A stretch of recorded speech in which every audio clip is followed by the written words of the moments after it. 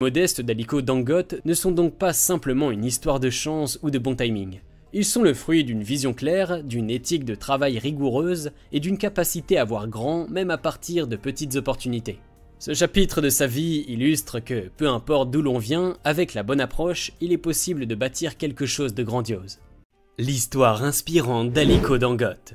Aliko Dangote est une figure emblématique du succès en Afrique. Partant de débuts modestes dans une famille nigérienne, il est aujourd'hui reconnu comme l'homme le plus riche du continent. Mais au-delà des chiffres, c'est son parcours inspirant qui fascine. Un parcours marqué par la persévérance, la vision et une capacité unique à transformer les défis en opportunités. Cette vidéo plonge dans l'histoire d'Aliko Dangote, depuis son enfance, en passant par les premières étapes de sa carrière, jusqu'à la construction de son empire industriel. Vous découvrirez comment cet homme, armé de détermination et d'une vision claire, a su bâtir le plus grand conglomérat d'Afrique. À travers cette histoire, nous mettrons en lumière les leçons essentielles que tout entrepreneur peut tirer de son parcours. Si vous cherchez à comprendre ce qui fait la grandeur de Dangote et comment ces stratégies peuvent inspirer votre propre chemin, cette vidéo est faite pour vous. À la fin de cette vidéo, vous pourrez télécharger notre guide intitulé « Les 10 conseils pour dire au revoir patron » en regardant dans la description. Et si vous aimez ces enseignements, n'oubliez pas de cliquer sur le bouton j'aime et de partager ce contenu avec d'autres personnes. 1. Les débuts modestes d'Aliko Dangote. Aliko Dangote, né le 10 avril 1957 à Kano, au Nigeria, est issu d'une famille respectée mais modeste de commerçants musulmans. Son grand-père maternel, Alhaji Sanusi Dantata, était un riche commerçant de céréales, reconnu pour sa sagesse en affaires. Bien que Dangote ait grandi dans une famille avec des moyens raisonnables, il n'a jamais eu l'opulence que l'on pourrait imaginer aujourd'hui. En fait, son histoire démontre que le succès ne dépend pas uniquement de la richesse de départ, mais bien plus de la vision et de l'ambition. Dès son plus jeune âge, Dangote montra un intérêt marqué pour le commerce. À l'âge de 8 ans, il était déjà impliqué dans de petites affaires. Il achetait des bonbons en gros pour les revendre à ses camarades de classe, ce qui lui permettait de gagner un peu d'argent de poche. Ce simple commerce d'enfants était le reflet d'un esprit entrepreneurial naissant, et cela présageait le futur mania des affaires qu'il allait devenir. Aliko avait cette capacité innée à voir les opportunités là où d'autres ne voyaient que de simples activités quotidiennes. Malgré cet intérêt précoce pour les affaires, Aliko Dangote suivit un parcours éducatif traditionnel. Il fréquenta des écoles locales à Kano avant de poursuivre ses études supérieures à l'université Al-Azhar du Caire, en Égypte. Cette institution renommée est l'une des plus anciennes universités au monde, et elle offre un cadre académique rigoureux. Là-bas, Dangote étudia le commerce et l'administration des affaires, des disciplines qu'il allait plus tard lui fournir des compétences théoriques nécessaires pour réussir dans le monde des affaires. Il se plongea dans ses études, conscient que l'éducation était un levier important pour réussir. À Al-Azhar, il acquit une perspective globale qui allait grandement influencer sa manière de faire des affaires par la suite. En 1977, à seulement 21 ans, Aliko Dangote décida de se lancer pleinement dans le commerce. Il retourna au Nigeria avec un prêt de 500 000 nairas, équivalent à environ 3 000 $ à l'époque, de son oncle, Alhaji Dantata. Avec cet argent, il fonda la Dangote Group. Ce prêt ne représentait pas une somme énorme, mais pour un jeune homme avec une grande ambition, il s'agissait du tremplin dont il avait besoin pour démarrer son entreprise. Dangote commença par importer et vendre du riz, du sucre et d'autres produits de première nécessité au Nigeria, un pays qui dépendait fortement des importations à l'époque. Le choix de Dangote de se concentrer sur les produits de base n'était pas anodin. Il comprit rapidement que pour réussir dans un pays en développement comme le Nigeria, il fallait répondre aux besoins fondamentaux de la population. Il se spécialisa dans l'importation de produits que les Nigériens utilisaient au quotidien mais qui étaient difficiles à obtenir localement.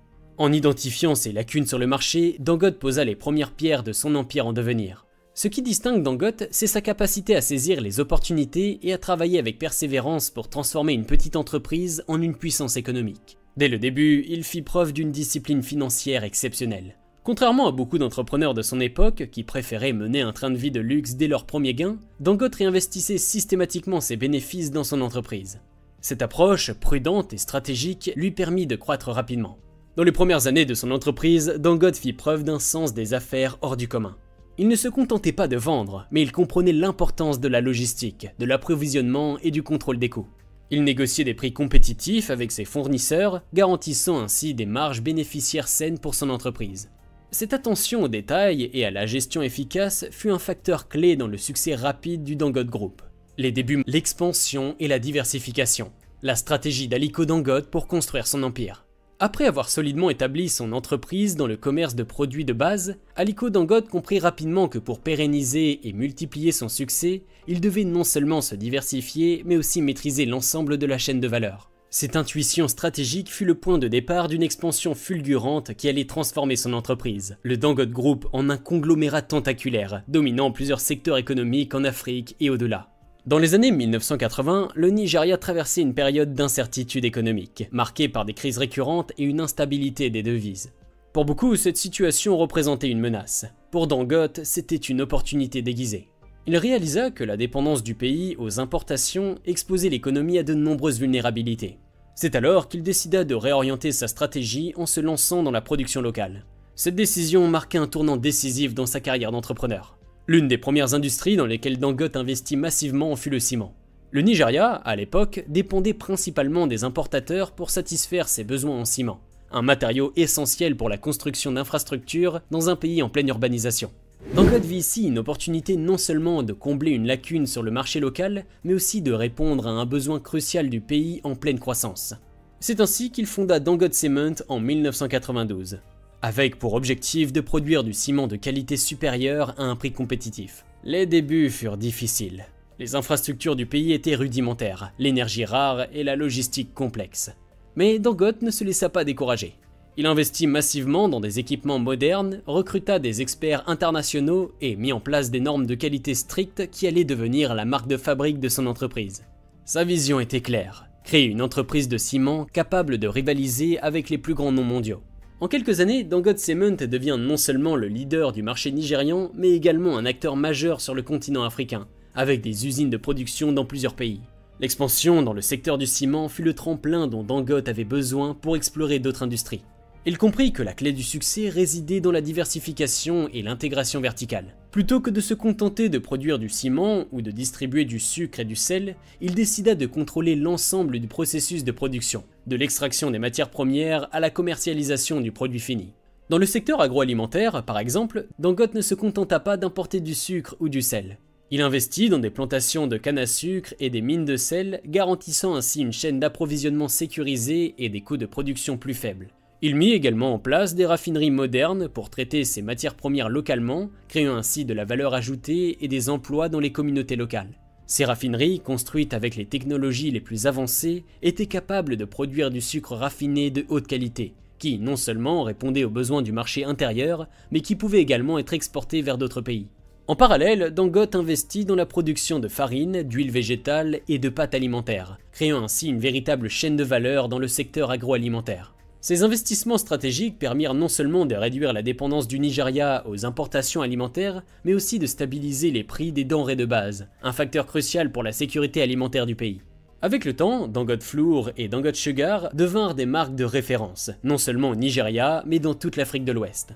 L'un des projets les plus ambitieux de Dangote reste sans doute sa raffinerie de pétrole qui est appelée à devenir la plus grande raffinerie de pétrole en Afrique. Ce projet, d'un coût estimé à plusieurs milliards de dollars, vise à transformer la manière dont le Nigeria gère ses ressources pétrolières.